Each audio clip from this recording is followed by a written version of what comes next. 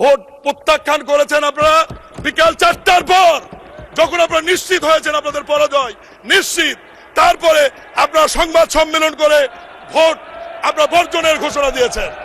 আজকে যখন একটা উপনির্বাচন এবং একটা স্থগিত হওয়া নির্বাচন হতে যাচ্ছে, তখন আমরা দেখছি বিরোধী দলীয় এজেন্টদেরকে ঘাট ধাক্কা দিয়ে বের করে দেওয়া হচ্ছে, কেন্দ্রের ভিতর ঢুকে এজেন্টদেরকে আহত করা হচ্ছে এবং ছোট ছোট বাচ্চাদেরকে লাইনে দাঁড় করে, স্কুলের বাচ্চাদেরকে লাইনে দাঁড় করে ভোট দিতে দেওয়া হচ্ছে।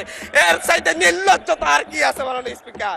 এর মধ্য দিয়ে মূলত আরেকবার বাংলাদেশকে সংকটে ফেলা হচ্ছে। আমার সহকর্মী বন্ধু এই বিলের বিরোধিতা করতে গিয়ে কয়েকটি বিষয় উত্থাপন করেছে, আমি সংক্ষিপ্ত আকারে জবাব দিতে চাই। উনি বলেছেন এমন কি বিশেষ পরিস্থিতি এখন তৈরি হয়েছে যে পরিস্থিতির কারণে আমরা এই সমস্ত সিটি কর্পোরেশনগুলোতে প্রশাসক নিয়োগ করেছি। এক নাম্বার বিশেষ পরিস্থিতি এটাই, এই আইন এখনো পাশ হয়নি। আইন পাশ না হওয়া পর্যন্ত যেহেতু নির্বাচন দেওয়া যাচ্ছে না, এটি একটি বিশেষ পরিস্থিতি, এই কারণেই আমরা প্রশাসক নিয়োগ দিয়েছি। দ্বিতীয় বিষয় অন্তর্বর্তীকালীন সরকারের সময় এমন কি বিশেষ পরিস্থিতি তৈরি হয়েছিল যে বিশেষ পরিস্থিতিতে উত্তর সিটি কর্পোরেশনে এজাজ আহমেদকে প্রশাসক নিয়োগ দেওয়া হয়েছিল। মাননীয় স্পিকার, এমন কি বিশেষ পরিস্থিতি তৈরি হয়েছিল যে তারা হাইকোর্ট সুপ্রিম কোর্টকে অবমাননা করে আমাদের সহকর্মী মাননীয় মুক্তিযুদ্ধ বিষয়ক প্রতিমন্ত্রী এশরাক মেয়র হিসাবে নির্বাচিত হয়েছিলেন এবং নির্বাচন কমিশন থেকে তার গেজেট হয়েছিল এবং স্থানীয় সরকার মন্ত্রণালয়ে শপথের জন্য নির্দেশনা দেওয়া ছিল। আজকে বিরোধী দলীয় চিফ হুইপ, আমাদের মাননীয় বিরোধী দলীয় চিফ হুইপ সেই সরকারের মন্ত্রী সভায় ছিলেন। কি বিশেষ পরিস্থিতিতে সেই দিন তাকে শপথ করানো হয়নি? মাননীয় স্পিকার, আজকে তারা বিরোধিতার খাতিরে যদি বিরোধিতা করে সেটি অন্য কথা। আমি এর আগের বিলও স্পষ্টকরণ করেছি, এই বিলের মধ্যে এই আইনটি যদি পাস না হয় তাহলে পুরাতন জুলুমবাজেরা আবার ওই চেয়ারে ফিরে আসবে। এক।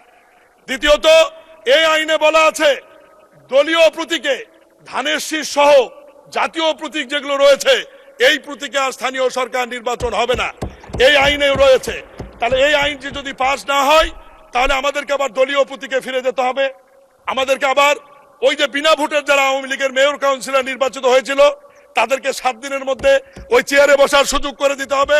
মাননীয় স্পিকার, এই কারণে আমি বলতে চাই আজকে এই মহান সংসদে আমার বিলটি উত্থাপন করার যে অনুমতি নিয়ে চেয়েছি, তার আগে আরেকটি কথা বলবো। মাননীয় স্পিকার, আমার বন্ধু তার বক্তব্যে একটি ইঙ্গিত করেছে, আজকে 2টি উপনির্বাচন হয়েছে মাননীয় সংসদ সদস্য বগুড়া এবং শেরপুরে।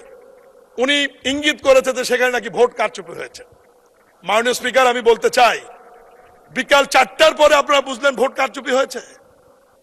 ভোট প্রত্যাখ্যান করেছেন আপনারা বিকাল 4টার পর, যখন আপনারা নিশ্চিত হয়েছেন আপনাদের পরাজয় নিশ্চিত, তারপরে আপনারা সংবাদ সম্মেলন করে ভোট আপনারা বর্জনের ঘোষণা দিয়েছেন।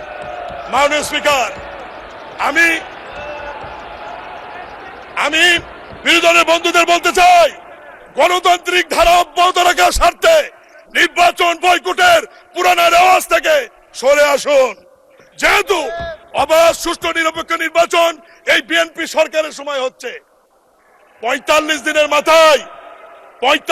মাথায় বিএনপির একটা টেস্ট ম্যাচ ছিল। মাননীয় প্রধানমন্ত্রী জনাব তারেক রহমানের এটি টেস্ট ম্যাচ যে 45 দিনের ফলাফল কি। এই ফলাফল বাংলাদেশের জনগণ যখন ধানের শীষের পক্ষে দিচ্ছিল, তখন তারা ঠিক বিকাল 4টার পরে নির্বাচন বর্জন করে